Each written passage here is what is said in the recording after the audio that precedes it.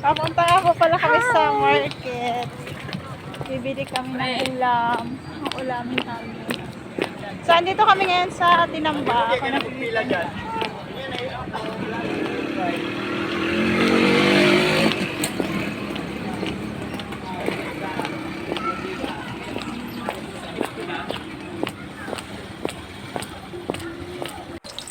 Ayan, malinis na nga po yung isda. Tayo po ay magigisa ng bawang sibuyas at luya. And then, ilalagay na po natin yung kamatis.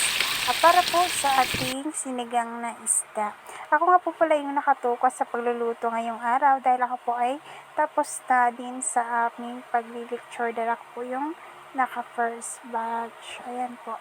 And then, yung mga kasamahan ko dyan, sila naman yung nagli-lecture. And then, busy-busyhan ako ngayon dito sa pagluluto. Ano po, para naman may makain kami mamayang lunch. Hindi na kami bibili ng ulam kasi mahal pag bibili pa ng luto na eh. Mas makakatipid kapag kami na yung magluluto. Naglagay na nga po pala ako dyan ng mga iba pang ingredients na kulang. And then po, nagayat din po ako ng mga gulay. And then nilagay ko na po yung gulay dyan sa ating sinigang. At maya-maya po niyan, maluluto na po yan. Naglinis na din ako para mamaya. Kunti na lang yung gagawin namin. Ayan, kumulo na po yung ating sinigang. Ayan, hanggang dito na lang muna po. Thank you for watching.